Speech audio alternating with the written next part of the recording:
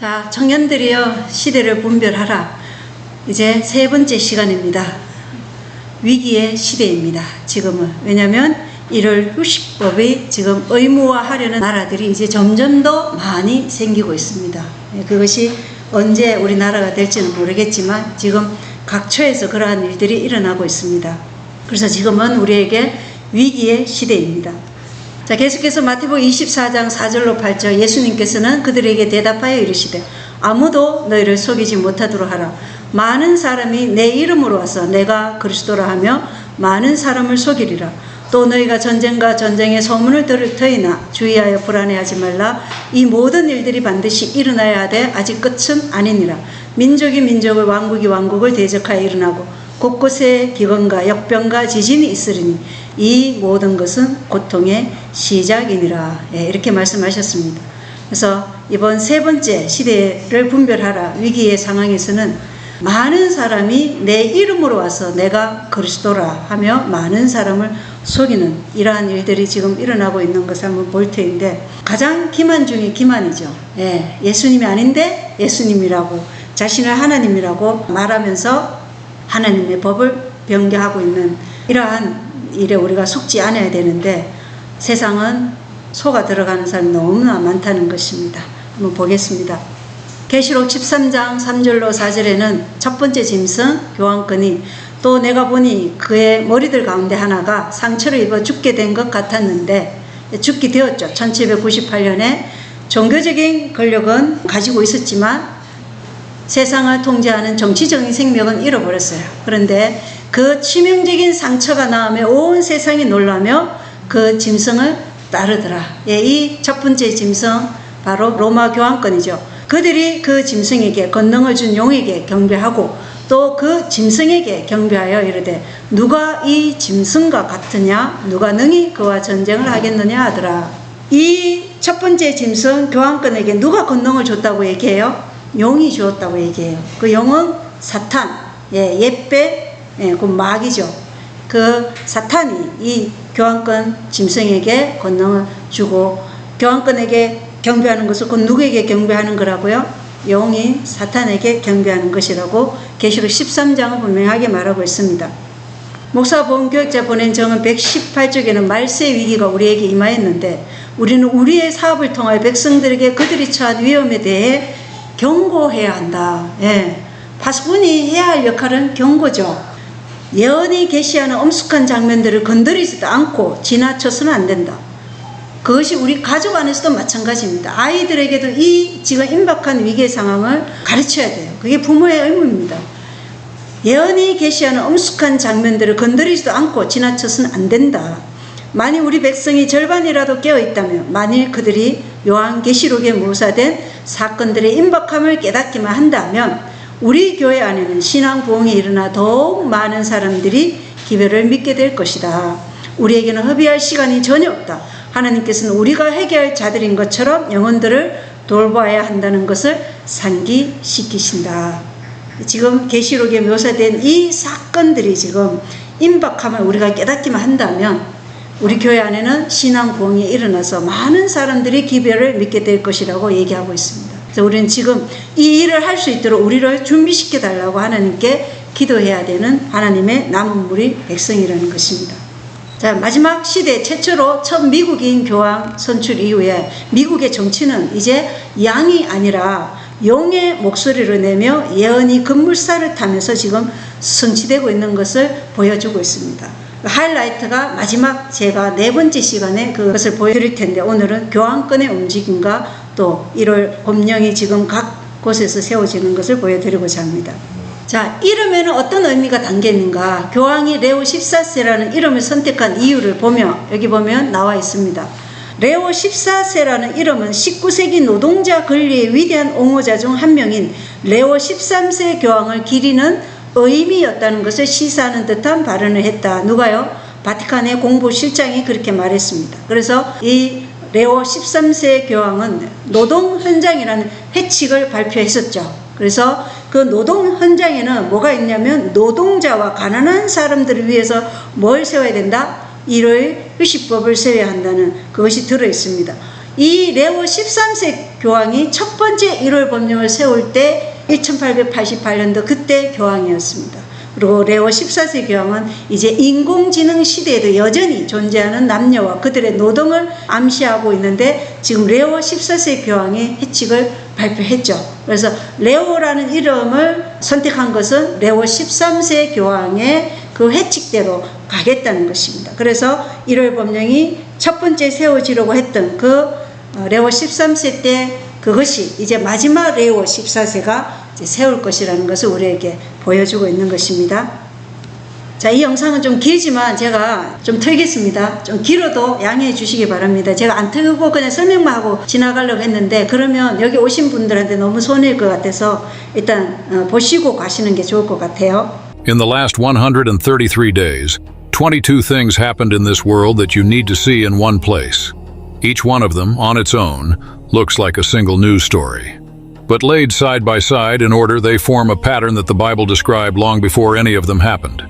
So tonight, I'm going to show you the chain. January 6, 2026. Catholic Moms and Holy Cross Family Ministries publish an article titled Sabbath Rest, My New Year's Resolution. It promotes Sunday rest as a national spiritual resolution. January 7th, Pope Leo XIV at his weekly audience makes ecumenism, interreligious dialogue, and fraternity the central mission of the Roman Catholic Church. January 8th, the Heritage Foundation in Washington publishes a policy document titled Saving America by Saving the Family. On page 38, the report asks the Congress of the United States to protect Sunday as a day of rest, reflection, and family time. January 9th, Pope Leo XIV addresses the ambassadors of 184 countries that maintain diplomatic relations with the Vatican. He speaks about visible and structural unity of the world under the moral and spiritual leadership of Rome. January 12th, on the Greg Gutfeld Show on Fox News, the guest Terry Schappert says on live national television, "I would like to make the United States a Catholic monarchy." The same day, the president of the United States Conference of Catholic Bishops, Archbishop Paul Coakley, meets President Donald Trump privately at the White House. The meeting is closed to the press. January 14th, the North Carolina State Board of Elections blocks Sunday voting in Columbus County on religious grounds. February 16th, the Montenegrin Parliament reinstates Sunday by law as the National Day of Rest. Both the political left and the political right find common ground in the decision. Shortly after, the President of Montenegro, Jakov Milatovic, proposes a constitutional amendment to make Sunday rest permanent. February 17th, the United States Conference of Catholic Bishops releases its 2026 annual report on religious liberty. February 27th, the Presbyterian scholar Stephen Wolfe, author of The Case for Christian Nationalism, announces a new study co-authored with 2 Presbyterian pastors and encourages it to be shared with clergy. March 17th, the Religious Liberty Commission established by President Trump holds a hearing in Boston. Witnesses argue that the federal government should pay the legal costs of religious liberty plaintiffs who win in court, a massive transfer of leverage towards state-backed religious claimants. March 24th, Pope Leo XIV gives the Jubilee of Hope its continuing theme, and the theme is reconciled humanity. The same vocabulary that will shape the encyclical he is preparing to sign. April 7th, the United States Secretary of State Marco Rubio meets Pope Leo XIV at the Vatican to ease tensions between President Trump and the Pope. 2 days later, April 9th, Marco Rubio delivers a speech at the Catholic University of America. He declares that the political order of the United States was built to secure the common good and is rooted in the philosophy of Augustine and Aquinas. He calls the United States one of the proudest and most enduring testaments to the eternal truth of our faith.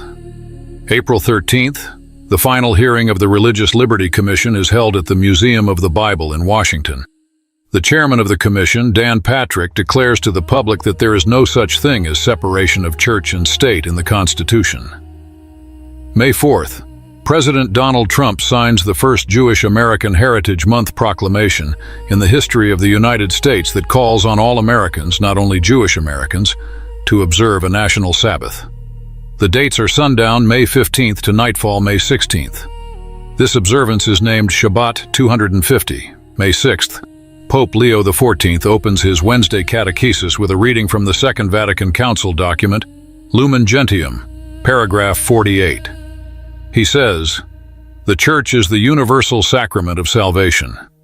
May 8th, Pope Leo XIV completes the first year of his pontificate, walking through Pompeii before 20,000 faithful, placing his ministry, he says, under the protection of the Virgin Mary.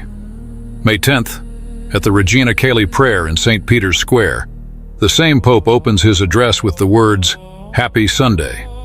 And he reads from the Gospel of John, chapter 14, verse 15.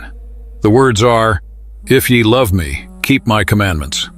The same Sunday, May 10th, on the other side of the world, the Fiji Sun newspaper publishes a citizen's submission to Fiji's Constitutional Review Commission. The submission, by a man named Samani Koroi Bukatkuna, asks Fiji to restore Sunday restrictions by law. He says we are slowly losing our identity as a Christian nation. May 11th, Bishop Robert Barron, who sits on President Trump's Religious Liberty Commission, records a video invitation to the National Mall event in Washington. He says the purpose is to celebrate how religion and America have really come together in a beautiful way. May 13th, the anniversary of the Fatima apparitions, Pope Leo XIV kneels in silence at the spot in St. Peter's Square where John Paul II was shot in 1981 and dedicates his audience to Mary as model member and mother of the Church. I just gave you 22 events, spread across 4 continents, across 133 days. Each one is documented, each one has a source, each one is verifiable. And this is not what is about to happen. This is what has already happened. 예, 이 영상은 Scriptures Illustrated라는 우리 재림 교인이 만든 영상이에요. 유튜브 채널. 그래서 이 전체 영상은 제가 더보기란에 걸어놓겠는데 133일 동안 4개의 대륙에서 일어난 22가지 일들이 다 어디를 향해 가고 있어요? 1월 법령 이것을 향해서 지금 가고 있는 것을 한눈에 보여주고 있어요. 그리고 미국을 가톨릭 군주국으로 만들고 싶다는 그 말이 이제 곧 현실이 될 날이 멀지 않았습니다. 자, 또 보겠습니다. And now I want to show you what is scheduled for the next 2 days. An encyclical is the highest teaching document a sitting pope can write below a constitution. A first encyclical is the programmatic act of an entire pontificate. It sets the tone of everything that follows.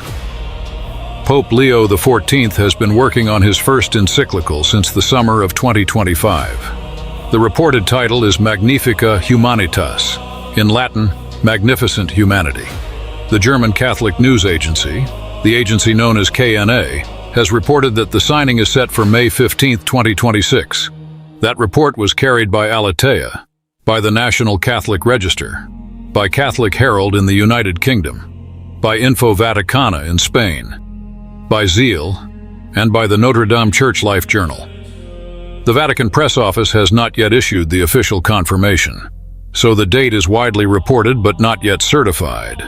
What is certified is the anniversary. Because May 15, 2026 marks 135 years since Pope Leo XIII signed an encyclical called Rerum Novarum on May 15, 1891. That document is the foundation of modern Catholic social teaching. And the popes who came after Leo XIII have made a tradition of signing their own social encyclicals on or near the same date. Listen to the chain. May 15, 1891, Pope Leo XIII signs Rerum Novarum. May 15, 1931, Pope Pius XI signs Quadragesimo Anno. May 15, 1961, Pope John XXIII signs Mater et Magistra. May 1, 1991, Pope John Paul II signs Centesimus Annus. This is not Adventist commentary. This is Catholic tradition, written openly in the Vatican's own archives and reported by every major Catholic outlet. 135 years of social encyclicals, on or named after one date. And today, on the 135th anniversary, Leo XIV is expected to sign his first. 네, 교황 체제 전체의 방향성을 설정하는 가장 높은 권위를 지닌 교황들의 해치기 1891년 5월 15일 레오 13세 교황이 해치기 서명한 날에 일관되게 지금 뒤이어서 교황들이 다 서명을 했다는 것입니다. 그리고 이 레오 14세 교황의 해치 마그니피카 휴마니타스 이 해칙, 고귀한 인류라는 이 해칙도 5월 15일에 서명되고 5월 25일에 발표했습니다. Yesterday, May 25th, 2026, at 11:30 in the morning Rome time, inside the Synod Hall of Vatican City, the Bishop of Rome did something no pope has done in the history of the office. He walked to a podium with his own first encyclical in his hand, and he presented it himself, to the world, on camera. Its title is Magnifica Humanitas. The subtitle reads, On Safeguarding the Human Person in the Time of Artificial Intelligence. 예, 교황의 해칙, 고귀한 인류에 대한 해칙 발표를 한 것입니다. 자, 여기 바티칸 뉴스예요. 교황 레오 14세의 첫 해칙은 인공지능은 무장 해제되어야 합니다. 이렇게 발표했습니다. 그리고 그에 대해서 또 알아보겠습니다. Magnifica Humanitas was officially released yesterday, May 25th, but it was signed 10 days earlier, on May 15th, 2026. That date is not random. It is the 135th anniversary of Rerum Novarum, the foundational encyclical of Pope Leo XIII, written in 1891 to address the upheaval of the Industrial Revolution. The current pope chose his papal name from that same Leo, and he is openly positioning himself as the Leo of a new revolution, the revolution of artificial intelligence. For a pope to attend the launch of his own encyclical is itself unusual. For him to stand on the platform with a Silicon Valley executive is unprecedented. The executive's name is Christopher Olah, co-founder of Anthropic, the company that built Claude, one of the most widely used AI models on Earth. Beside them sat two of the Vatican's most powerful cardinals, two influential theologians, and the Secretary of State of the Holy See. This was not a press briefing. This was a coronation of an idea. 예, 이 교황 해칙을 발표할 때 2026년 5월 25일 이 교황 레오 14세는 엔트로피 공동 설립자와 함께 바티칸 시노드 회의장에 들어서서 첫 번째 해칙인 마그니피카 휴마니타스를 발표했습니다. 그리고 부제목으로는 인공지능 시대의 인간 존엄성 수호라는 부제목으로 발표했죠. 그래서 마그니피카 휴마니타스는 단순한 교리 문서가 아닌 향후 10년간 전 세계 AI 혁명을 위한 도덕적 헌장이며 로마 교황청이 직접 작성한 것입니다. 그리고 바티칸 뉴스에는 교황 새로운 기술을 멈춰 세우는 것이 아니고 다스려야 한다 이렇게 얘기해요. 인공지능이 사람들의 행동을 미묘하게 유도하고 심지어 우리가 실제로는 인지하지 못하는 사이에 교회의 역사를 포함한 인류 역사를 다시 써내려갈 수 있다고 말하면서 이러한 인공지능, 이러한 도구들이 진정 우리의 조력자로 통합될 수 있도록 인간의 존엄성을 수호하기 위해 목소리를 높이는 일은 우리 각자의 책임입니다. 항상 우리는 악을 선으로 이렇게 포장되어 있는 그것을 우리가 꺼집어낼 수 있는 지혜가 필요하다. 예언의 신에 그렇게 되어 있어요. 예. 바벨론이 하는 이러한 것들 중에 우리가 정말 그 바벨론의 비밀을 아주 지혜롭게 이것을 꺼집어내서 우리가 하나님이 말씀하신 대로 그것을 볼 수 있는 지혜가 필요하다 이런 말씀을 했거든요. 그래서 인공지능이 이 세상의 도덕적 기준이 되고자 하는 이 교황권 체제에 뭐로 통합될 수 있도록 하는 거예요? 조력자로 통합될 수 있도록 인공지능을 로마 체제가 다스려야 한다는 그러한 것으로 우리가 이해할 수 있습니다. 교황 레오 14세 AI 해칙에 보면 무장 해제하라는 요구의 의미가 무엇인지 여기 나와 있습니다. 무장 해제는 기술을 포기하는 것이 아니라 기술이 인간을 지배하는 것을 막는 것이다. 규제만으로는 부족하고 AI가 작동하는 구조적 맥락 자체를 바꿔야 한다. AI가 작동하는 구조적 맥락 자체를 바꿔야 하기 때문에 누구를 불렀냐면 크리스토퍼 올라라는 그 엔트로피 창업자를 부른 것입니다. 이것은 인간이 기술을 지배하고 AI가 작동하는 구조적 맥락 자체를 바꿔야 한다는데 그 바꾸는 주체가 누가 된다는 것이에요? 로마가 된다는 것입니다. Magnifica Humanitas opens with two images from the Bible. The first is the Tower of Babel from Genesis 11, humanity uniting in pride to build their own way to heaven without God. The second is the rebuilding of the walls of Jerusalem under Nehemiah after the exiles returned from Babylon. Pope Leo XIV presents these as the choice before our generation. Build Babel, or rebuild Jerusalem. It sounds beautiful. It sounds biblical. But there is something quietly inverted inside this framing that every Christian needs to see. Across Magnifica Humanitas, Pope Leo XIV casts himself and his church as the new Nehemiah. He calls on the world to rebuild together, piece by piece, the holy city of coexistence and peace. He writes that the New Jerusalem from the book of Revelation is a vision inviting us, that is, his followers, to work together to construct the just society. The Pope places himself, his bishops, and his moral framework at the center of that rebuilding project. 예, 바벨탑이 아닌 뭘 지금 재건한다고요? 새 예루살렘. 예, 새 예루살렘을 재건하려는 것이다. 이렇게 바티칸은 말하고 있습니다. 새 예루살렘은 누가 건축하시는 것이죠? 예수님이 본받을 의인들을 위해서 처소를 예배하는 게 새 예루살렘이에요. 이건 인간이 재건하는 게 아니죠. 그런데 지금 바티칸이 지금 새 예루살렘을 지금 재건한다고 얘기하고 있어요. 그래서 느헤미야는 바벨론 포로기 이후에 예루살렘으로 돌아온 이스라엘 백성들이 예루살렘 성벽을 쌓도록 한 성벽 재건자였어요. 그런데 이 성벽이 뭐라고 예언실에 나와 있죠? 하나님의 율법이다. 예. 그래서 무너진 하나님의 율법을 바로 세우기 위해서 이 보이는 성벽도 바로 세워야 했던 것입니다. 그리고 이 하나님의 율법에 가장 중요한 하나님의 인이 새겨져 있는 네 번째 계명인 일곱째 날 안식일은 창조의 기념일이고 구속의 기념일이고 하나님의 능력을 끊임없이 상기시키는 날로 하나님께서는 이것을 우리에게 창세기 2장에 인류에게 지키라고 말씀하셨죠. 그것도 거룩하게 지키라. 그래서 느헤미야는 율법을 수부하는 개혁자로서 그 중대한 시기에 하나님의 무너진 율법을 수부하는 사역을 담당한 것입니다. 마지막 우리의 세 번째 엘리야도 마찬가지로 하나님의 율법을 수부하는 자로서 서게 될 것입니다. 그리고 예수께서도 초림하셔서 인자는 안식일에 주시느라고 말씀하셨어요. 그렇기 때문에 안식일마다 예수님은 규례대로 해당해서 예배를 드렸습니다. 우리는 세상에서 일어나는 일에 참으로 민감하게 주시하되 반드시 우리의 믿음을 성경에 일치되도록 분별하고 선택해야 할 것입니다. 그래서 하나님께서 거룩히 지키라는 일곱째 날 토요일 계명을 짓밟고 지금 가짜 일요일에 모든 사람들을 경배하도록 하는 이 공동선을 위한 인공지능 혁명을 통해서 뭘 세우겠다는 거예요? 새 예루살렘을 세우겠다고 지금 바티칸은 말하고 있는 것입니다. 그래서 예루살렘 성벽이 아니라 하나님의 율법을 무너뜨리는 혼잡한 바벨탑을 세우려는 것이라는 것을 우리가 알아야 되겠죠. Now let us walk toward the centerpiece. The man who stood beside the Pope yesterday is named Christopher Olah. He is not the chief executive of Anthropic. He is not their head of sales. He is the co-founder responsible for what is called interpretability research. In the world of artificial intelligence, interpretability is the science of looking inside the machine, of understanding how the model thinks, what it weighs, what it prioritizes, what shapes its answers. Olah is, to put it plainly, the man who shapes the mind of the machine.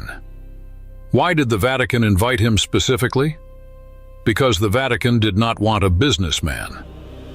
The Vatican wanted the architect of the inner workings.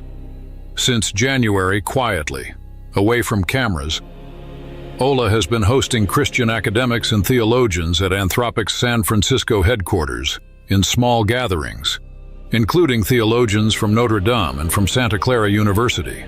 Conversations about how Christian moral frameworks could shape AI development at the deepest level. Today, that quiet work became public. The alliance that was being woven in private rooms walked onto a global stage. And here is the mechanic of why this matters. Artificial intelligence does not think. It reflects. Every answer it gives reflects the data it was trained on and the moral choices of the humans who shaped that training. Pope Leo XIV admits this in paragraph 104 of his encyclical, and I quote directly, "Every technical tool embodies choices and priorities."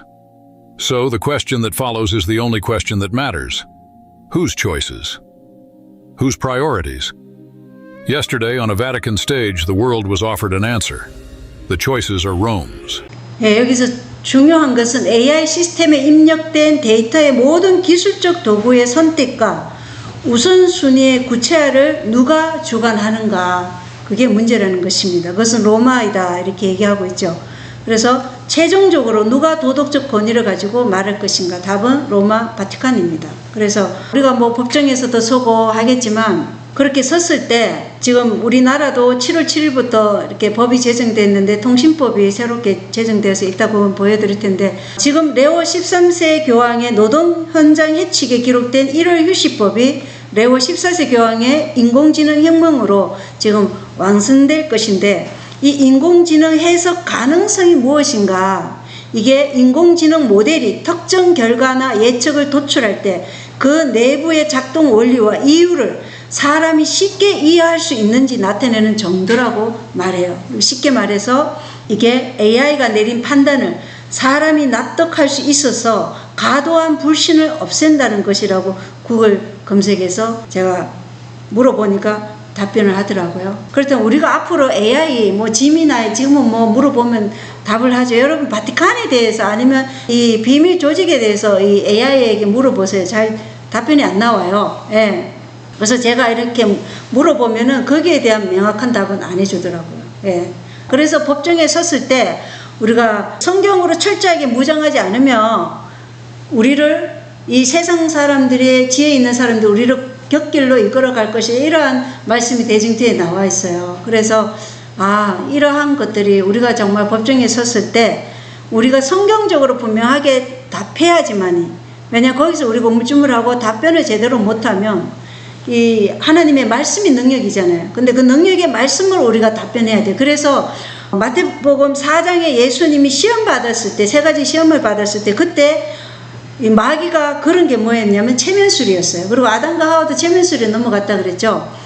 마태복음 4장 하윗 주석에 기록되어 있는데 뭐라고 얘기하냐면 누구라도 이 시험을 받을 때 기록된 말씀으로 하지 않으면 다 사단의 이 체면술에 넘어진다고 얘기했어요. 그래서 우리가 지금 성경 연구에 개혁이 일어나야 됩니다. 그래서 지금 이 다니엘서 8장 25절에 보면 그가 또 자기의 정책을 통하여 자기 손에서 속임수가 형통하게 하고 자기 마음속에서 자신을 높이며 평화를 빌미로 많은 사람을 멸할 것이요. 그래서 재림교회는 바벨론의 비밀을 폭로하라고 세운 것이에요. 바벨론의 비밀을 폭로해서 사람들이 옳고 그런 것을 분별할 수 있고 또 기만을 당하지 않도록 파수꾼이 그 경고를 해야 되는 사명이라는 것입니다. 그게 우리의 사명인데 그래서 우리는 그러한 것들을 주의롭게 지금 지혜를 발휘해서 끄집어내서 이것을 백성들에게 기만당하지 않도록 얘기해야 된다는 것입니다. 교회정은 7권에 보면 교황권이라는 한 머리 아래 사람들은 그분의 정인들을 통하여 정거되는 하나님을 반대하기 위하여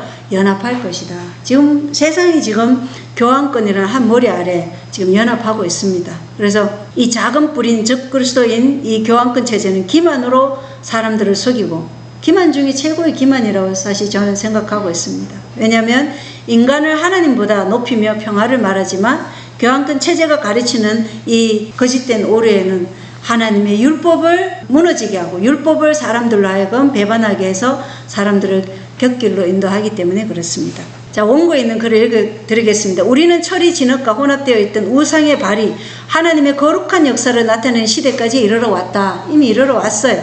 교회 정책과 국가 정책과의 혼합은 철과 진흙으로 상징되었다. 이 연합은 교회의 모든 힘을 약화시키고 있다. 이와 같이 교회에다 국가의 권력을 더딥히는 것은 악한 결과를 초래할 것이다. 인간은 하나님의 인내의 한계점을 거의 넘었다. 거의 넘었다고 얘기해요. 그들은 자신의 힘을 정치에다 바쳤고 교황권과 연합하였다. 그러나 하나님께서 그분의 율법을 무효화시킨 자들을 징벌하시고 그들의 악한 일이 그들 자신에게로 되돌아갈 때가 올 것이다. 예. 철과 진흙의 연합, 그러니까 정치와 종교의 연합이죠. 이게 지금 교회의 교활함과 정치의 장깨의 혼합으로 지금 세상 사람들에게는 평화를 얘기하면서 이 일을 지금 추진하고 있다는 것입니다. 그러나 그 악한 일이 그들 자신에게로 되돌아갈 때가 지금 올 것이다. 이렇게 하나님은 말씀하고 있어요. 자, 이것은 우리나라의 개인정보통신망법과 시행령이 7월 7일부터 시행되면서 온라인에서 허위 조작 정보 대응 체계가 본격 가동이 된다는 기사입니다. 최근 AI를 활용한 허위사실 유포와 이른바 사이버레카 문제로 사회적 우려가 커지고 있습니다. 이를 막기 위한 정보통신망법 개정안이 내일부터 시행되는데요. 적절한 조치인지 검열인지 의견이 엇갈리고 있습니다. 허위 정보 대응의 핵심 처벌 기준은 영리 목적과 반복성입니다. 구독자 10만 명 이상인 언론사와 인플루언서, 유튜버 등이 고의로 허위 사실을 조작해 유포하면 처벌 대상이 됩니다. 법원 판결 뒤에도 반복하면 최대 10억 원의 과징금이 부과됩니다. 징벌적 손해배상제도 본격 도입됩니다. 그동안은 인터넷 공간에서 명예훼손을 당해도 실제 손해액만 배상받았지만 이제는 법원이 피해 규모의 최대 5배까지 배상을 명할 수 있게 됩니다. 플랫폼 사업자의 책임도 커졌습니다. 하루 평균 이용자 100만 명 이상인 대규모 플랫폼은 신고가 접수되면 게시물 노출을 제한하고 처리 결과와 이유를 알려야 합니다. 반발도 만만치 않습니다. 한국기자협회는 공익목적 보도는 가중 손해배상 대상에서 빠졌지만 거액 소송과 분쟁이 반복되면 언론 위축은 불가피하다고 밝혔습니다. 국민동의 청원에는 표현의 자유 침해를 이유로 철회를 요구하는 청원이 올라왔습니다. 정보통신망법 시행령 개정안이 허위 정보를 막는 보루가 될지 표현의 자유를 억압하는 도구가 되는 건 아닐지 기대와 우려가 엇갈리고 있습니다. 지금은 유튜브 10만 명 구독자에 한해서 이런 법이 지금 저촉이 된다고 하는데 이제 앞으로 좀 더 유튜브 상에서 우리가 이런 가톨릭이 적그리스도다, 교황권이 지금 이런 얘기를 하면 벌금이 이제 부과되고 감옥에 가기도 하고, 그래서 설교단에서 복음 사업이 가장 먼저 건쳐질 것이라고 얘기하잖아요, 그죠? 그래서 그런 날이 지금 얼마 남지 않았다는 것입니다. 자, 그리고 이 폭스뉴스죠. 개종 열풍 속에서 Z세대가 청소년 모임과 사교 행사를 위해 뉴욕시의 가톨릭 교회로 모여들고 있다. 지금 젊은 청년들이 그래요. 왜냐, 대쟁투에 아까 우리가 보았지만 외관상으로 화려하고 찬란해 보이는 로마교의 의식들은 사람들의 마음을 혼란하게 만들고 상상력을 현혹시키기 때문에 특별히 젊은 층, 그것도 젊은 남성들이 지금 가톨릭 교회를 지금 모여들고 있어요. 그래서 사회적인 요소도 분명히 있습니다. 왜냐하면 J.D. 벤스 같은 미국의 부통령이 자신이 기독교에서 어디로 개종했어요? 가톨릭으로 개종했다는 것을 아주 자세하게 책을 썼어요. 그리고 아까 얘기 들었던 전쟁부 장관이죠. 피트 헤그세스 같은 그런 아주 남성미가 넘치는 템플 기사단 그런 상징들을 몸에 새겨서 이러한 것들도 젊은이들의 마음에 강한 인상들을 남김으로 지금 젊은 남성들이 가톨릭으로 모여들어요. 그러나 이 모임이 말씀을 배우고 말씀을 연구하는 모임이 아니죠. 그냥 단지 교제를 위한 그런 모임으로, 젊은이들의 만남의 장소, 교제를 위한 그런 만남이라는 것입니다. 주일의 첫날은 숭배를 받아야 할 날이 아니다. 그것은 가짜 안식이다. 그러므로 주님의 가족들의 이론들은 이 날을 높이며 그분의 안식일을 짓밟음으로써 하나님의 율법을 거역하는 사람들에게 가담할 수 없다. 하나님의 백성들은 그러한 사람들을 공직에 앉히기 위해 투표해서는 안 된다.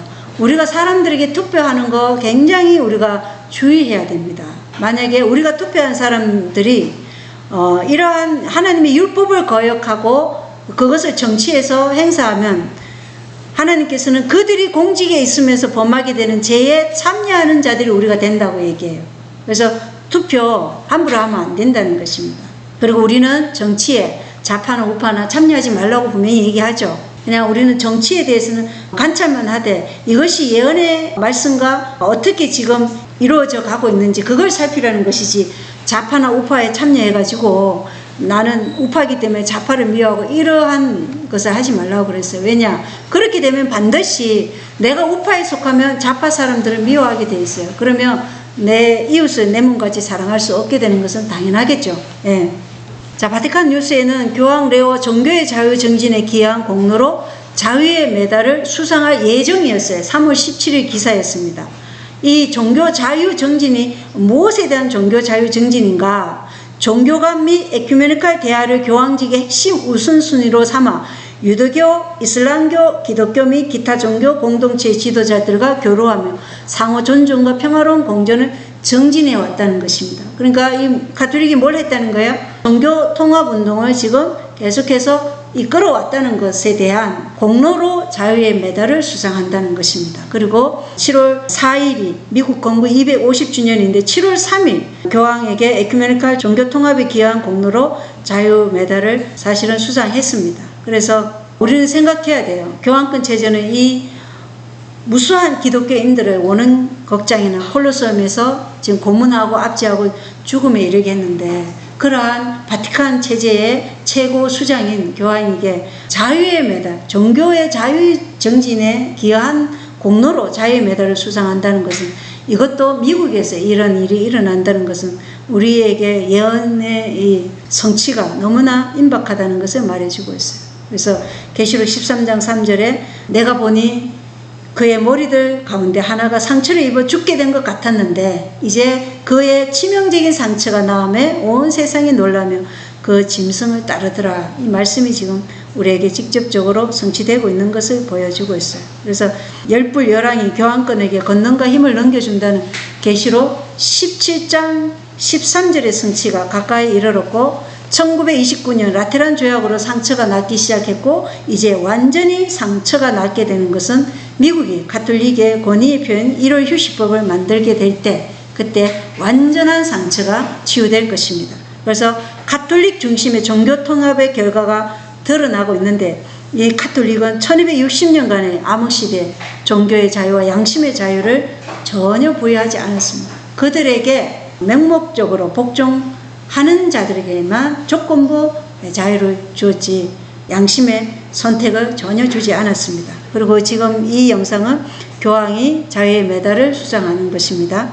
We are overjoyed in its decision to recognize Pope Leo XIV's work with the Liberty Medal. May we follow the Holy Father's example and work to bring peace to our families, our communities, our world, our own hearts. And yes, may God bless you all, and God bless America. Que Dios los bendiga a todos. Muchas gracias. Ladies and gentlemen, it is my great honor to introduce the 2026 Liberty Medal recipient, His Holiness, Pope Leo XIV.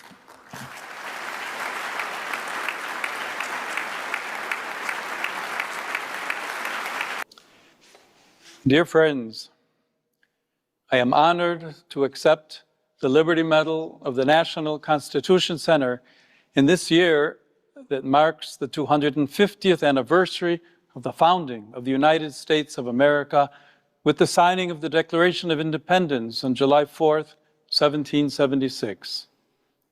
In fact, religious freedom gave rise to the American tradition of allowing for interfaith dialogue and interreligious cooperation in promoting the public good and enriching the debates on the great moral and ethical issues that have faced the nation and shaped the course of its history.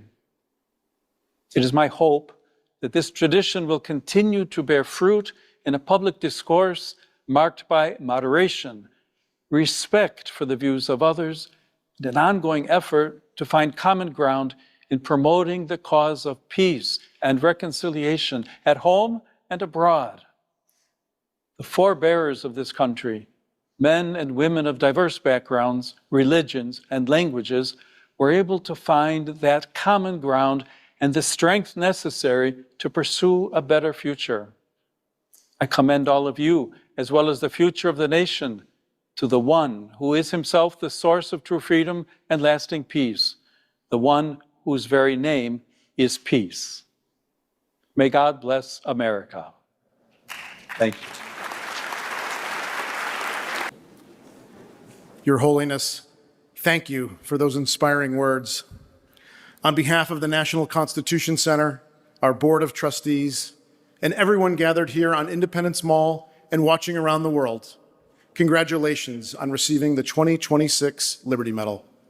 미국 국립헌법센터가 레오 14세 교황에게 자유의 메달 수상을 하게 된 것입니다. 자, 각시대 대쟁도 572쪽에 오늘날 로마교는 그의 무서운 잔악성의 기록을 변명으로 덮어버리고 아무 일도 없는 듯이 세상을 대한다. 지금 그렇지 않습니까? 자신들이 어떠한 일을 했는지 변명으로 덮어버리고 아무 일도 없는 듯이 지금 세상을 대한다. 그는 그리스도와 같은 차림으로 나타나지만 실상은 아무런 변화가 없다. 지나간 시대에 존재했던 법안교의 원칙들은 오늘날에도 존재한다. 가장 암흑한 시대에 고안된 교리들은 오늘날에도 여전히 실천되고 있다. 그러므로 아무도 여기에 속아서는 안 된다. 오늘날 개신교도들이 존경하고자 하는 법안교는 종교개혁 당시에 세상을 지배하였고 그 당시 하나님께 속한 사람들이 그의 죄를 폭로하기 위하여 그들의 생명을 걸고 항쟁한 그 동일한 로마교이다. 그때 1260년 동안 생명을 걸고 종교개혁을 이뤘던 그 사람들이 항쟁했던 그 동일한 로마교예요. 그런데 지금 오늘날 이렇게 변화되었습니다. 변한 건 누구가 변한 거예요? 로마가 변했나요? 개신교가 변했다고 얘기하죠. 그는 왕들과 군주들을 다스리고 하나님께 속한 권한을 가졌노라고 공언하던 동일한 교만과 뻔뻔스러운 주장을 오늘날도 가지고 있다. 그의 정신은 인류의 자유를 억압하고 지극히 높으신 분의 성도들을 죽인 당시와 똑같이 오늘날도 잔인하고 포악하다. 오늘날도 잔인하고 포악한데 지금 겉모습을 카타콤 조약 이후로 어떻게 했어요? 가난한 자들을 위하는 것처럼 그렇게 하고 있기 때문에 이 개신교가 손을 내밀고 있는 것이죠. 법안교는 성경의 예언이 마지막 시대에 배도하는 일이 있으리라고 말한 바로 그대로의 단체이다. 제 사람이 바로 적그리스도인 교황권이죠. 자기의 목적을 이루는데 가장 편리한 길을 취하는 것이 그의 정책의 하나이다. 그는 여러 가지 가변적인 모양 아래 변함없는 뱀의 독을 감추고 있다. 우리는 이단자나 이단자로 의심되는 사람들을 신뢰해서는 안 된다고 법안교는 주장한다. 성도의 피로 기록된 천여 년의 기록을 가진 이 세력이 오늘날 그리스도교회 일부로 인정되어야 할 것인가. 근데 지금 카톨릭은 뭐예요? 그리스도교회 일부러 지금 인정되고 있고 오히려 더 적극적으로 개신교가 손을 잡으려고 하는 것입니다. 삼중연합이 지금 이루어지고 있는 것이죠. 2026년이 레오의 해가 될 이유 이러면서 그가 본격적으로 자신의 표를 만들기 시작한 해는 2026년이 될 가능성이 높다. 이 표가 뭐예요? 1월 휴식법이에요. 짐승의 표는 1월이기 때문에. 그래서 그 해가 언제가 될 가능성이 높다고요? 2026년입니다. 자, 교황의 권세는 하나님의 법도 수정할 수 있고 교황은 하나님이다. 이렇게 주장합니다. 법왕의 권세는 사람의 권세가 아니요. 하나님의 권세이므로 그는 하나님의 법도 수정할 수 있다. 교황은 너무 존엄하고 높기 때문에 단순한 사람이 아니라 하나님이시며 예수 그리스도의 대리자일 뿐만 아니라 육신의 베일 속에 감추어진 예수 그리스도 자신이다. 이렇게까지 얘기하고 있어요. 마태복음 24장 5절에 뭐라고 되어 있어요? 많은 사람이 내 이름으로 와서 자신을 그리스도라 말할 것이라. 그러니 아무도 속지 않도록 조심하라. 이렇게 얘기해요. 그래서 정말 무엇이 신성모독이냐? 사람인 자신이 하나님이라고 말하면 신성모독이라고 얘기하고 있어요. 성경 요한복음 10장 33절에. 자, 교황은 모든 그리스도인 예루살렘에서 2033년 구원의 해를 기념하자. 그래서 지금 여기 보면 예루살렘에서 지금 2033년 모든 종교인들 만나자고 이렇게 얘기하는 거예요.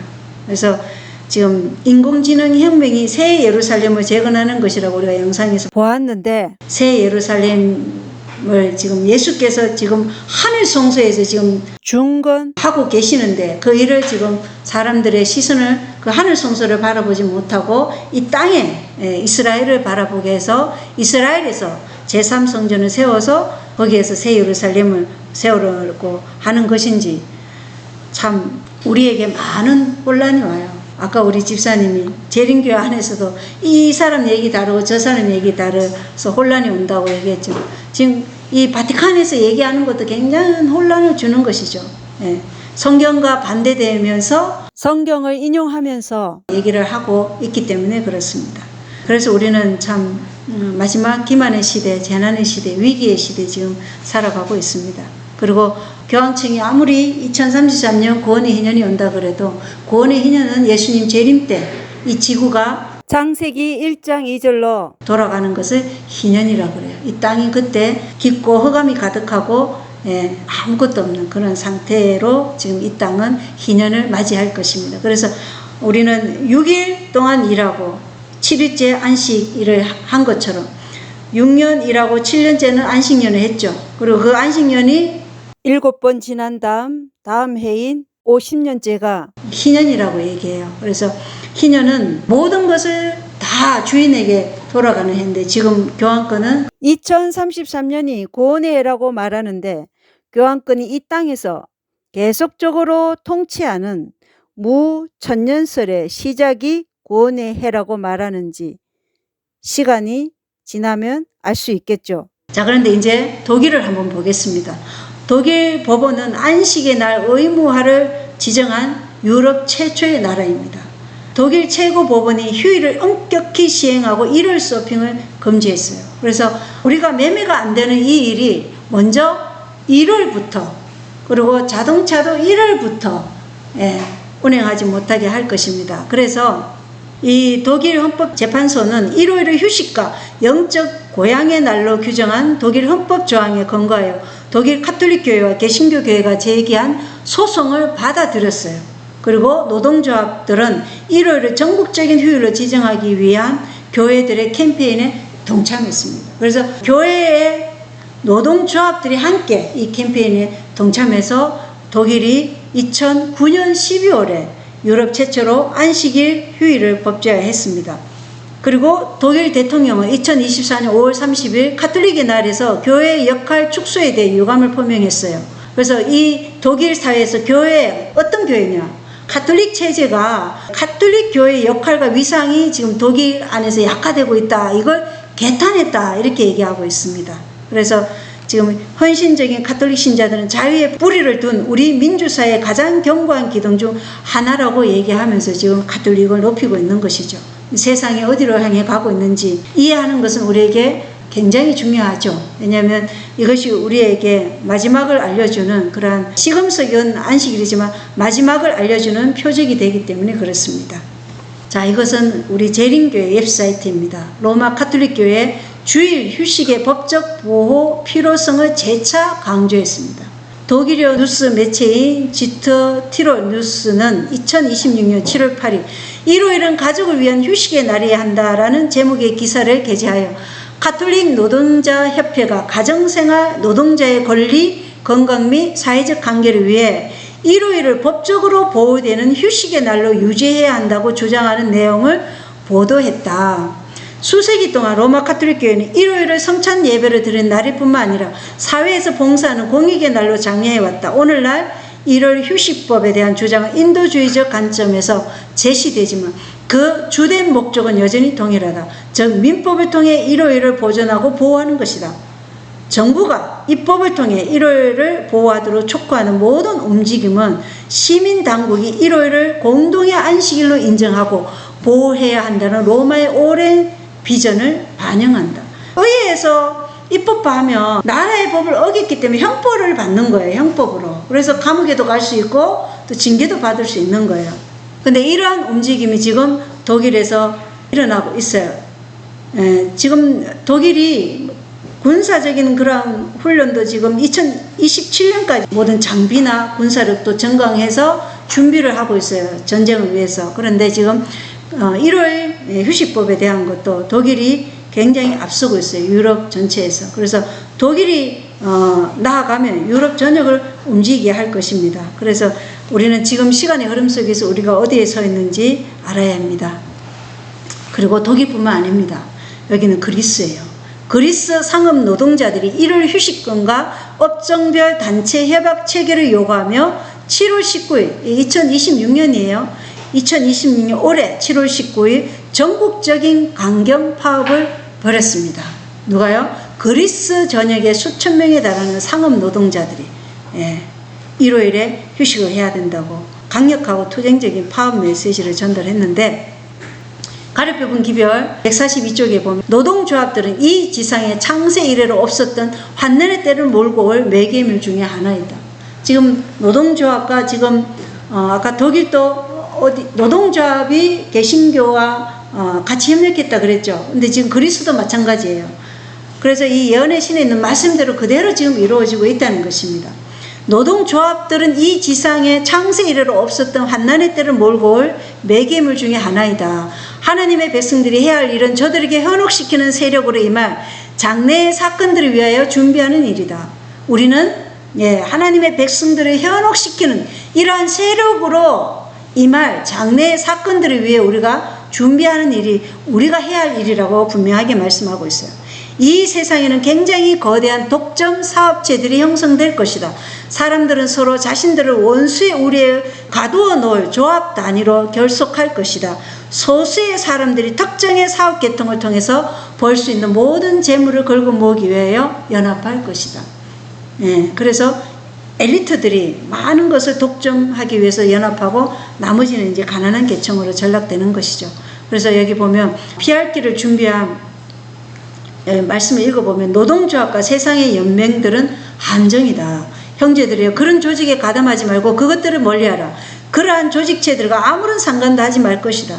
이러한 조합들과 연맹들로 말미암아 불온갖 우리 기관들이 도시에서 일하기가 매우 힘들어질 것이다.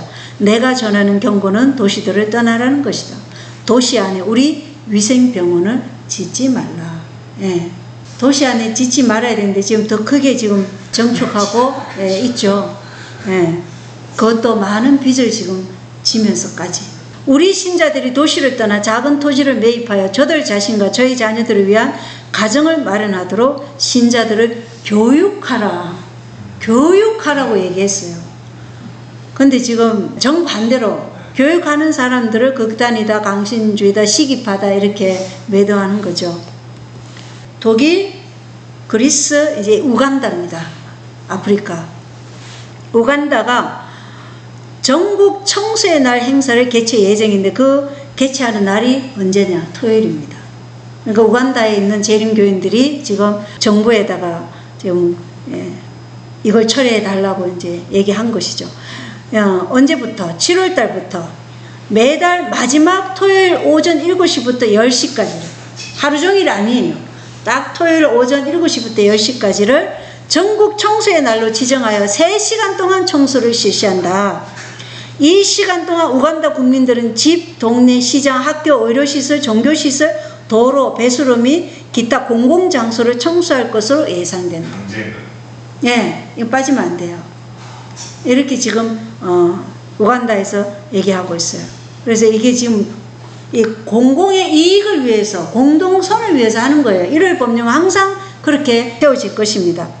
자, 우간다 정부의 전국 청소의 날 행사 기간 동안 재림교인들의 예배 자유 보장에 대해서 이 나마얀자 목사는 총리실과 협의하여 2026년 제1호 내각 회람에 따른 전국 청소의 날 행사를 결정한 결과 재림교회 형제 자매 여러분께서는 내일 7월 25일 토요일에 아무런 제약 없이 예배에 참석하실 수 있음을 알려드립니다. 이렇게 밝혔어요. 그래서 어쨌든 지금은 토요일은 청소 안 하고 금요일이나 일요일로.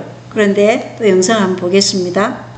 The government's monthly national cleaning exercise has sparked concern among members of the Seventh-day Adventist Church. The church says conducting the exercise every last Saturday of the month conflicts with its religious observance of the Sabbath. In response to the petition, Prime Minister Robin Anabanja says the government is considering the concern raised by the church, emphasizing the need to balance national programs with the constitutional right to freedom of worship. The President has directed, after getting a petition from the Seventh-day Adventist Church.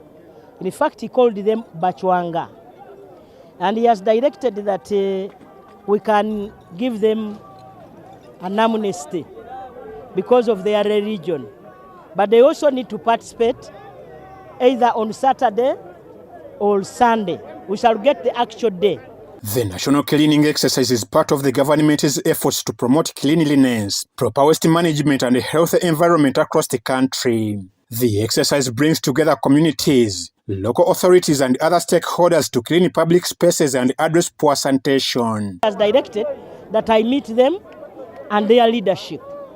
But the time, the lockdown from 7 to 10 will affect them also. Because if we say, let the Bachwanga be the ones to travel, to go to church, even everybody will go. And so they will have to respect that. They will remain in their homes and then move at 10 to their churches. However, the Adventist Church maintains that its members should be allowed to observe the Sabbath without being compelled to participate in activities scheduled during that period. The Prime Minister's remarks come amid calls for an arrangement that will allow the national cleaning campaign to continue, while respecting the religious beliefs and practices of the Adventist community. And the President directed, because of our religious sects or religious leaders of Bachwanga, we pushed it to 10 accommodate them so that they can go to church. 예, 통행 금지가 걸렸습니다. 오전 7시부터 10시까지. 그러면 거의 예배가 몇 시부터 시작될까요? 네, 11시 정도. 왜냐면 다 걸어 다니고, 뭐 30분에서 1시간 거리에 교회가 있으면 11시에 예배 드리고 12시에 마치는 겁니다. 예. 그래서 우간다에 계시는 그 재림 성도님이 그렇게 얘기하시더라고요. 토요일에 일은 안 하게 됐는데, 이 통행 금지 시간, 이거는 받아들였다는 거예요. 그래서 이게 점점 우리에게 안식일을 지키지 못하도록 진행되지 않겠나. 그래서 처음에는 청소하는 일로 이렇게 하지만 1월 휴식법이 세워지면 일요일에 다 예배 드리고 안식일에는 일하라 해요. 예, 나중에는 강제령이 내릴 때는 안식일은 일하고, 예, 일요일에는 예배 드리라. 그리고 아마 우리가 디지털 사회가 되면은 교회에 갔다는 그것을 우리 팬데믹 때 찍고 갔죠. 예, 뭐 백신 맞았다는 그거 찍고 간 것처럼 QR코드에 뭐 찍거나 하여튼 찍었잖아요. 그렇게 되지 않을까. 예, 그래서 그 표가 없으면 매매를 못하고, 예, 이러한 상황으로 지금 우간다가 지금 그런 상황입니다. 그래서 지금 미국뿐만 아니에요. 전 대륙에서 지금 이러한 일들이 일어나고 있어요. 지금 제가 보여드리지 않은 나라들도 많아요. 그래서 일요일, 이 날이 고대의 태양에게 혹은 태양 숭배에 헌정된 날이라는 것을 우리가 알아야 되겠죠. 그래서 썬데이라는 이 일요일은 이교도들이 그날에 태양을 숭배했기에 그들이 주의 중 첫째 날에 붙인 이름이 바로 썬데이라는 것입니다. 그래서 일요일을 누구를 숭배하는가? 태양을 숭배하는 것입니다. 그래서 교회정 7권에 보면 하나님의 율법을 인간의 율법으로 대치하는 것, 순전히 인간의 권위에 의해 성경의 안식일 대신에 일요일을 높이는 것은 드라마의 마지막 장면이다. 드라마의 마지막 장면 아닙니까 지금? 예, 우리는 거의 다 끝에 와 있어요. 이 끝에 와 있는데 지금 우리가 하나님의 명령에 따라 살지 못한다면, 지금 못하면 일요일 법령이 내리면 그때 할 수 있을까요? 예, 참 어려울 것입니다. 기적이 일어나지 않는 이상. 그러나 우리가 그런 기적을 바랄 수가 없어요. 왜냐하면 우리의 신앙은 오늘이에요. 오늘 너희가 하나님의 음성을 듣거든 너희 마음을 강팍하게 하지 말고, 예, 순종하라. 왜냐하면 이스라엘 백성들이 왜 가나안 땅에 들어가지 못했냐? 불신 때문에, 믿음이 없어서. 예. 근데 오늘날도 우리도 마찬가지. 시골 생활하라고 하면 나는 돈도 없고, 나는 뭐도 없어, 농사도 지을 줄 몰라, 나는 아무것도 할 줄 모르는데 어떻게 가냐? 그리고 그냥 손 놓고 그냥 딱 있어버려요. 예, 그렇게 하지 말라는 것입니다. 제가 이 시골 생활 얘기할 때 어떤 집사님이 자기 돈이 없대. 하나님께서 갈 바를 알지 못하고 아브라함을 인도했지 않냐. 당신도 그렇게 인도할 것이다. 그러니까 갈 바를 알지 못해도 발품을 팔아봐라. 그러면 있을 것이다. 그렇게 해서 찾은 거예요. 이 일요일을 높이는 것은 드라마의 마지막 장면이다. 이제 거의 다 왔습니다. 이 대치가 세계적인 것이 될 때 하나님께서는 당신 자신을 나타내실 것이다. 그분은 지구를 무섭게 흔들기 위하여 위험 중에 일어나실 것이고, 그분은 세상 거민들의 죄악을 징벌하기 위하여 당신의 처소에서 나오실 것이며, 땅은 그의 피를 드러내고 더 이상 그의 파멸을 가리우지 않을 것이다. 믿든지 아니 믿든지 이 세상은 드라마의 마지막 끝을 알려주고 있습니다. 미국이 먼저 앞장서면 전 세계는 미국의 본을 따라 할 것이라고 계시록 13장과 17장은 말씀하고 있어요. 그리고 지금 우간다 같은 나라는 먼저 지금 토요일을 지금 통행 금지 시간을 아침으로, 저녁도 아니고, 예, 아침으로 잡고 있습니다. 로마의 도전장입니다. 대부분의 기독교인들은 일요일이 성경적으로 인정된 예배일이라고 생각한다. 예, 대부분 개신교에 다니는 분들이 얘기하는 게 이거죠. 예, 일요일이 예수님의 부활을 기념하는 날이라서 이날 우리 예배 드린다. 그런데 로마는 뭐라고 얘기하냐? 로마 카톨릭 교회는 기독교 예배를 성경적 안식일인 토요일에서 일요일로 옮겼다고 항의하며, 그러한 변화가 성경에서 이루어졌다고 주장하는 것은 부정직할 뿐만 아니라 가톨릭의 권위를 부정하는 것이라고 주장한다. 개신교가 오직 성경에만 근거하여 가르침을 전하고자 한다면 그들은 토요일에 예배를 드려야 한다. 이게 로마의 도전이에요. 로마 카톨릭 교회가 지금 토요일에서 일요일로 옮겼는데 무슨 소리냐? 성경에 어디 그런 말이 있느냐? 성경에는 없다. 이 일요일은 로마 카톨릭의 건의로 옮겼다. 그래서 그런 말을 하는 것은 부정직하다 이렇게 얘기하는 거예요. 이게 로마의 도전이에요. 이 글이 어디에 나왔냐면 로마가 2003년 12월에 이 얘기를 했는데 카톨릭 사립학교인 이메큘레이트 하트의 홈페이지에 기록된 글입니다. 그래서 카톨릭 체제는 만약에 토요일 안식일을 지키지 않고 일요일을 안식일로 지키면 너는 너의 삶에서 로마 교황권의 권위를 인정한 것이다. 그렇게 돼야 정직하다. 그 인정하지 않으면 너는 부정직한 거야. 이렇게 얘기하고 있는 거예요. 이런데도 지금 개신교인들이 이걸 보고도 이 일요일에 대하여서 지금 예수님의 부활의 날이라고 그렇게 얘기하면 안 되는 것입니다. 왜냐하면 로마가 그렇게 변경했기 때문에 그렇습니다. 계명을 지키는 하나님의 백성들은 마치 우리가 상황을 얌전하게 받아들이고 있는 것처럼 이때 잠잠하지 않도록 하자. 그래서 우린 지금 어떻게 해야 돼요? 적극적으로 이걸 알려야 돼. 그래서 저희가 버스킹이니 뭐 어려송교니 씨뿌리기니 대징투는 이런 것들을 지금 나눠야 할 때라는 것입니다. 만일 우리가 양심의 자유를 수여하기 위한 일을 아무것도 하지 않고 조용히 앉아있다면 우리는 하나님의 뜻을 행하고 있지 않은 것이다. 우리가요, 우리 자신만 준비하면 되고, 내가 얘기하면 다른 사람 핍박하고, 비난하고, 손가락질 당하고, 저 사람 이상한 사람이야. 이런, 그런 소리 듣기 싫어서 가만히 앉아있으면 우리는 하나님의 뜻을 행하고 있지 않다. 이렇게 얘기하고 있어요. 그처럼 오랫동안 등한해온 사업을 우리가 완수할 수 있기까지 이 재난이 지연될 수 있도록 열렬하고 능력 있는 기도가 하늘에 상달되고 있어야 된다. 우리는 우리나라 대한민국에 대해서도 열렬하고 정말 능력 있는 기도를 해야 될 백성들입니다. 가장 열렬한 기도가 있어야 하고 우리는 우리의 기도에 일치되게 일해야 한다. 그리고 전 세계에 흩어져 있는 재림 성도들이 깨어나서 이러한 위기 상황을 올바로 이해할 수 있게 되기를 간절히 소원합니다. 지금 2017년 5월 16일에 솔직히 말해서 가톨릭 교리가 항상 사형을 금지한 것은 아니다. 이렇게 얘기하고 있어요. 문제는 가톨릭 신학이 오랫동안 타당한 이유로 사형 제도를 지지해 왔다는 점이다. 이런 기사가 나오는데 이게 더 카톨릭 헤럴드는 영국 런던에서 창간된 유서 깊은 로마 카톨릭 매체입니다. 가톨릭 신학이 타당한 이유로 지금 사형 제도를 지지해 왔다는 점을 부각시킨 것이 2017년이에요. 개정은 5권에는 하나님께서 우리 앞에 있는 위험을 알려주는 빛을 우리에게 주셨음에도 불구하고 우리가 그것을 사람들 앞에 제시하기 위해 힘을 다하여 모든 노력을 다하기를 게을리한다면 그분의 눈앞에서 떳떳하게 설 수 있겠는가? 파수꾼이 분명한 소리로 경고하지 않으면 그게 파수꾼이 아니라는 것입니다. 우리가 달려가면서도 이 경고를 말할 수 있어야 된다고 얘기했어요. 우리는 그들이 경고받지 못한 채 이 중대한 일을 맞이하도록 버려두고서 만족할 수 있겠는가? 인간의 법률에 의하여 무효화된 하나님의 율법을 옹호하기 위해서는 투옥의 위험과 재산과 생명 자체의 상실까지 당하면서 계속적으로 투쟁해야 할 것이 우리에게 예상된다. 앞으로 우리에게 예상되는 건 뭐예요? 투옥의 위험, 그리고 재산과 생명 자체의 상실까지 당하면서 계속적으로 투쟁해야 할 것이 우리에게 예상된다.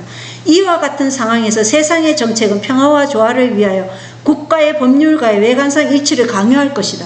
그리고 어떤 사람들은 각 사람 위에 있는 권세들에게 굴복하라. 이 말씀이 어디에 나와 있어요? 위에 있는 권세에게 굴복하라는 말씀. 로마서 13장입니다. 이 말씀으로 사람들을 성경 말씀이 이렇게 되어 있으니까 위에 있는 권세, 정부에 무조건 굴복하라 이렇게 얘기하는 것입니다.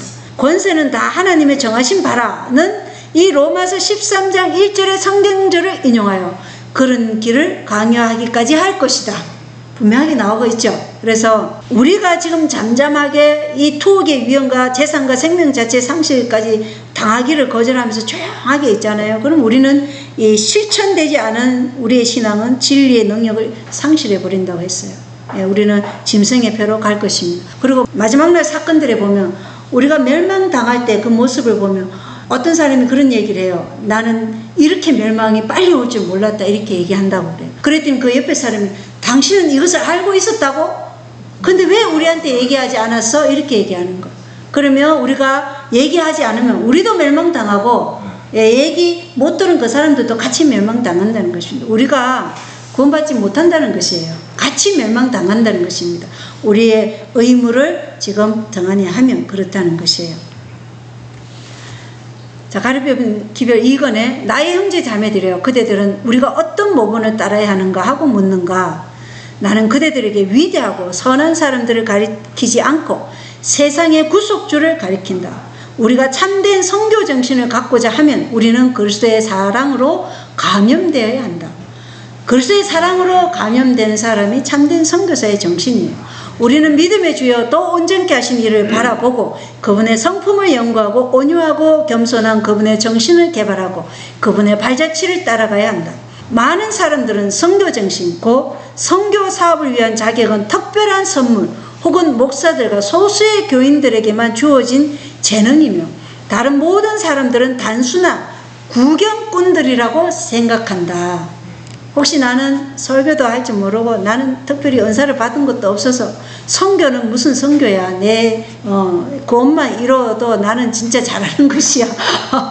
내 가족만 구원만 이뤄도 나는 잘하는 것이야. 이렇게 생각한다면 안 된다는 것입니다. 예. 특별한 선물 혹은 목사들과 소수의 교인들에게만 이 선교 사업을 하라는 것이 아니고 우리는 구경꾼으로 있으라는 게 아니에요. 이보다 더 잘못된 생각은 없다. 예. 모든 진실한 그리스도인은 선교 정신을 소유하게 될 것이다. 그리스도인이 되는 것은 그리스도와 같이 되는 것이기 때문이다. 예, 예수님은 한 영혼이 잃어버림 당해서도 그 한 영혼을 구원하기 위해서 그 하늘의 영광의 자리를 두고 이 땅에 오셨을 것이라고 말씀하셨어요. 그래서 그리스도인이 되는 것은 그리스도와 같이 되는 것이다. 어떤 사람도 자기 자신을 위하여 살지는 않는다. 누구든지 그리스도의 영이 없으면 그리스도의 사람이 아니라. 이러한 성령의 영이 없으면 우리는 그리스도의 사람이 아니라는 것입니다. 장차 올 세상의 능력을 맛본 사람은 누구나 젊든지 늙든지 학식이 있든지 무식하든지 상관없이 그리스도를 고무시킨 그 정신으로 고치될 것이다. 새롭게 된 마음의 제일 첫 번째 충동은 바로 다른 사람들도 그리스도께로 데려오고자 하는 것이다. 이 욕망을 소유하지 않은 자들은 그들의 첫사랑을 잃어버린 증거를 나타내는 것이다. 예, 우리가 옛 첫사랑을 회복해야 됩니다. 우리가 일상에 결혼하고 살다 보니까 나는 선교사 정신은 다 어디 가고 없고 그렇게 지금 되어 있다면 우리가 다시 한번 우리 자신을 돌아보고 하나님께 우리 자신을 헌신해야 될 때라는 것입니다. 그리고 먼저 우리 가정을 하나님의 말씀으로 회복시키면서 이러한 나의 변화를 간증하면서 그렇게 사람들을 인도해야 된다는 것입니다. 그래서 하나님의 말씀의 빛 가운데서 자기 자신의 마음을 철저히 살피는 시간이 이런 집회 시간에 우리가 살필 수 있죠. 그리고 그리스도의 영의 새로운 침례를 열렬하게 구해야 한다. 예, 우리는 침례가 물침례, 성령 침례, 그리고 불침례 이렇게 세 가지가 있기 때문에 이 모든 침례 중에 가장 중요한 것은 성령 침례와 불침례예요. 예, 물침례는 우리가 죽고 일어났어요. 근데 이 일어나서 살아가는 과정에서 우리가 이런 첫사랑을 잃어버리는 그런 상황에 많이 처했기 때문에 그렇습니다. 그래서 우리 모두는 영광의 영역을 떠나서 멸망하는 자들을 구원하기 위하여 지금 타락한 세상에 오신 그 예수님이 나타내신 놀라운 사랑을 더 깊이 깨닫고 그 그리스도의 사랑을 우리 안에서 재현되도록 우리 자신을 드려야 된다는 것입니다. 자, 이 영상은 우리가 지금 이렇게 잠잠하고 있을 때 저 러시아, 우크라이나 전쟁터에서 우리 재림 성도들이 어떤 일을 하고 있는지 한번 보시게 될 것입니다. A changed life, a life poured out for others, says more than any sermon ever could. What follows is the account of a small group of people who believed that, and who carried it into one of the most dangerous places on earth. They went with no weapons. They went with Bibles. The call came through Adventist World Radio. A relief group called Gideon Rescue Company was asked to carry something unusual into Ukraine. Thousands of small audio Bibles, each one solar-powered, each one able to speak the scripture aloud in Russian and in Ukrainian. Thousands of printed Bibles went with them. The plan was modest and sensible. They would drive to a field hospital well back from the fighting and hand the scriptures out there. But the doors that opened were not the doors they had planned to walk through. The first thing they saw was children, boys and girls crowding in close, reaching for the Bibles, asking how much they cost. When the team told them the Bibles were free, some of the children began to cry. Inside the warehouse stood 5 men, and the 5 men did not have a single spot of mud on them. The team asked the men what they were doing there. The men asked the same of the team. And when the team explained, the 5 men said simply, "We want to help." First, the strangers asked to pray for them. They prayed, and then they took a box of Bibles, and then one of them pointed to a map on the wall.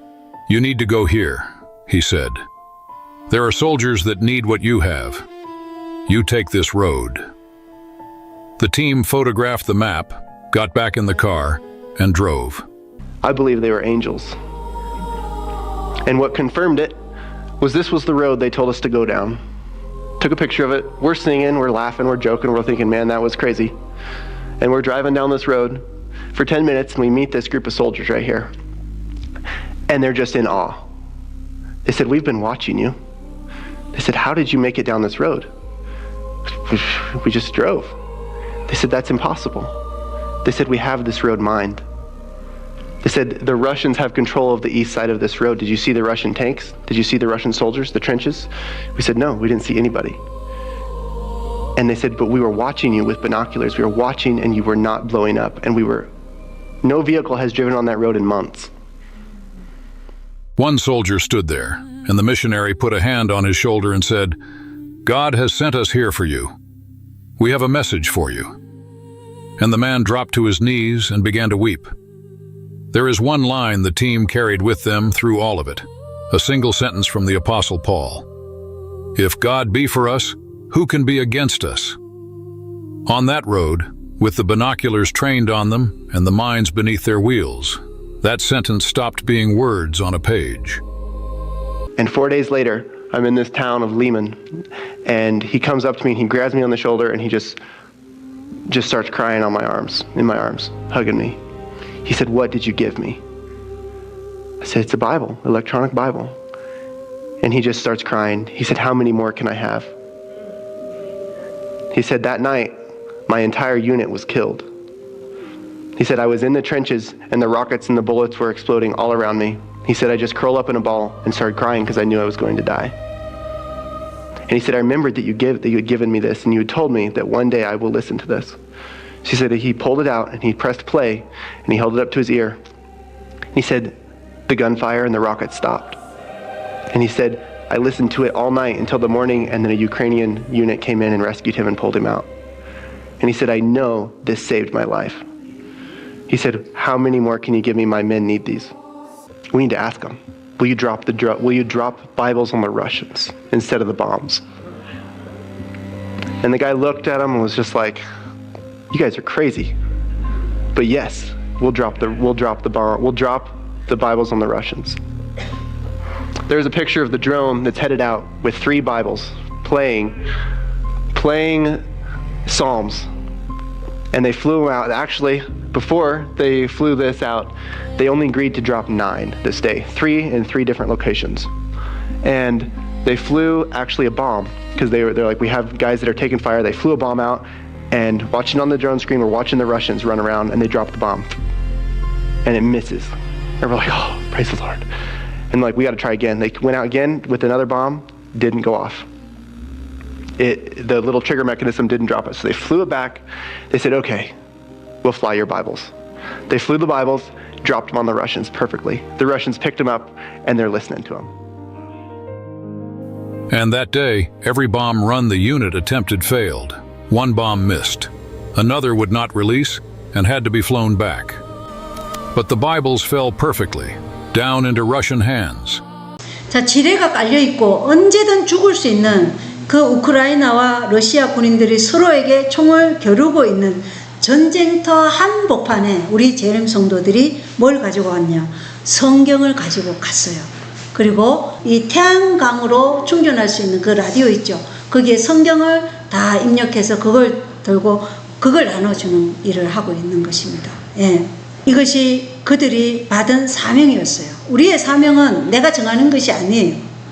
우리가 무엇이 되는가는 하나님께서 정하시는 거예요. 그래서 저는 제 사명에 대해서 하나님께서 저에게 주시는 사명에 따라 한 발 한 발 매일 나아가고자 합니다.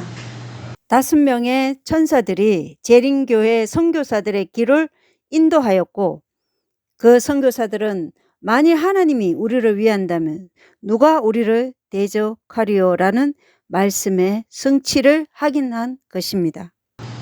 예, 지금 상황을 아시겠죠? 예, 성경을 가지고 전쟁터 한복판에 지금 나아간 것입니다. 우리도 북한과 또 전쟁이 일어날 수도 있어요. 그 전쟁 한복판에 우리에게 사명을 준다면 우리는 갈 수 있는가? 한번 우리 마음의 성령을 통해서 우리 마음을 한번 살펴보시게 되기를 바랍니다. 저는 이걸 보면서 과연 나라면 이 사명에 하나님 제가 가겠습니다 이렇게 할 수 있을까? 그래서 우리는 하나님이 우리에게 어떤 계획을 가지고 있는지는 모릅니다. 단지 우리의 사명은 하나님께서 무엇을 우리에게 요구하든지 우리는 하나님의 말씀에 따라 전진하고 나아가는 주의 군사일 뿐입니다. 그래서 그것이 거기 갔다가 단 하루 만에 죽을 수도 있어요. 그래서 우리는 우리의 생명조차도 하나님께 맡기면서 지금 이러한 선교적 사명을 가지고 살아가야 할 때인 것입니다. 그리고 앞으로 이러한 사명을 부여받는 청년들이 많을 거라고 생각합니다. 왜냐하면 예언의 분명히 우리 결혼을 한 부모들이 자녀 때문에 하지 못한 일들을 혼자 있는 청년들이 더 담대하게 하나님의 사업을 할 것이라고 분명하게 얘기하고 있기 때문에 그렇습니다. 그래서 마지막 때 청년들이 지금 일어나야 됩니다. 가톨릭으로 몰려가는 이 청년들을 우리 재림 성도의 청년들이 어떻게 해야 되나요?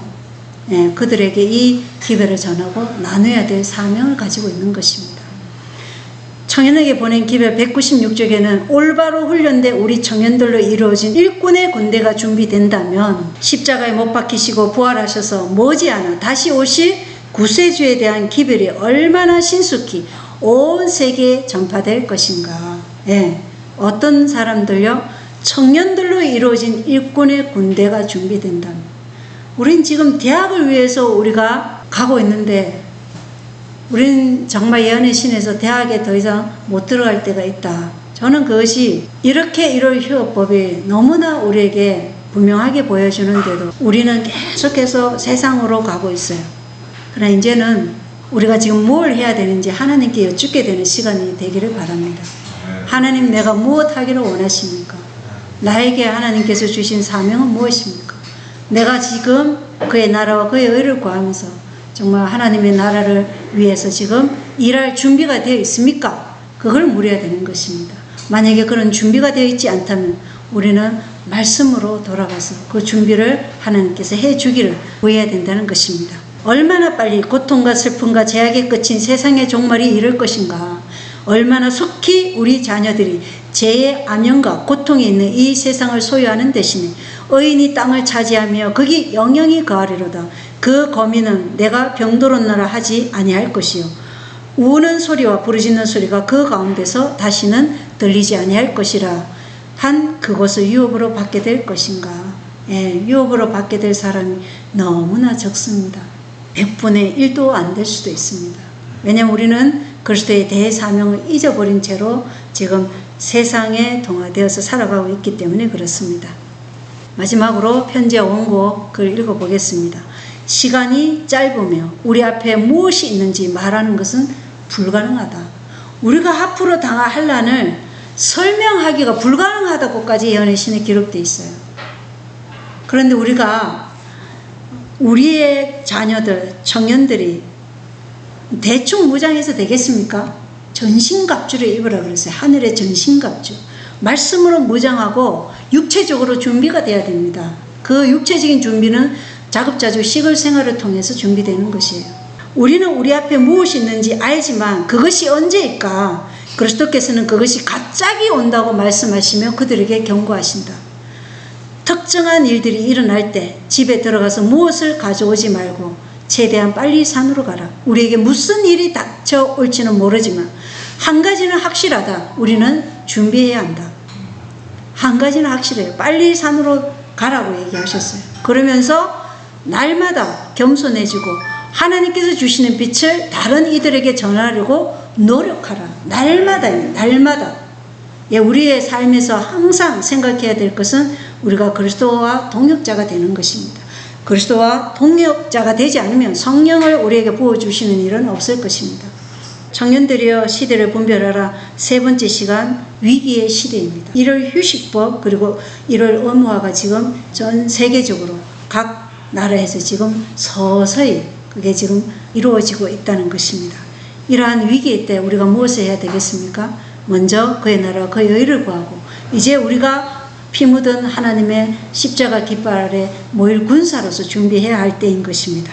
그리스도의 대사명이 너희는 가서 모든 사람들을 가르쳐 침례를 받게 하고 주님의 명령을 지키고 행하게 하는 것이 그리스도께서 우리에게 주신 대사명입니다. 시대를 분별하고 율법과 정언에 따라 살면서 이 빛을 나누는 그리스도의 대사명을 이루는 저와 여러분이 되기를 바라면서 오늘 말씀을 마치겠습니다. 기도하겠습니다. 하늘에 계신 우리 아버지, 우리가 지금 그리스도께서 주신 이 대사명을 우리의 삶에서 이루어오고 있는지 우리 자신을 면밀히 살피게 하여 주시옵소서. 우리는 우리의 자녀들을 그렇게 양육하고 있는지, 우리가 사는 세상이 모의전이 아니라 실질적인 전쟁터라는 것을 인식시키면서 우리가 자녀들을 양육하고 있는지 우리 자신을 깊이 살피게 하여 주시옵소서. 하나님이 지금 나에게 하나님의 음성으로 무엇을 요구하든지 나는 이러한 모든 비상사태에 하나님의 뜻에 따라 굴복할 준비가 되어 있는지 우리 자신을 살피게 하여 주시옵소서. 우리의 신앙은 오직 지금입니다. 이 지금의 시간 우리 자신을 헌신하고 주님의 뜻에 따를 것을 언약대로 살기를 우리가 결단하도록 주님이 허락하여 주시옵소서. 모든 세상에 작당한 것들 다 우리가 배설물로 여길 수 있도록, 쓰레기처럼 여길 수 있도록 사도 바울의 믿음을 허락하여 주시고, 갈 바를 알지 못해도 갈대 우르를 떠난 아브라함처럼 그러한 믿음의 조상의 믿음을 소유하게 하시고, 홍해 길이 갈라지지 않았지만 모세라는 하나님의 지도자를 통해서 말씀하신 하나님의 음성을 듣고 그 홍해 바다를 기어코 들어갈 수 있는 그 믿음을 허락하여 주시옵소서. 믿음으로 전진합니다. 우리는 믿음으로 살고 보이는 것으로 사는 것이 아니오니 하나님 우리에게 믿음을 더 강하게 하여 주시옵소서. 그리고 그 믿음이 우리의 삶을 변화시키고 우리가 참된 경건의 보응으로 다시 한번 재림운동을 위해서 일어설 수 있는 그러한 모든 평신도들이 될 수 있도록, 그러한 모든 지도자들이 될 수 있도록 하나님 빛을 허락하여 주시옵소서. 하나님 백성들 깨워주시고 이 빛에 따라 살아가는 백성들이 진리로 연합하여서 그리스도의 영으로 한 무리로 이 마지막 기별을 선포할 수 있는 주의 군사들로 준비시켜 주시옵기를 예수 그리스도의 이름으로 간절히 기도드리옵나이다. 아멘.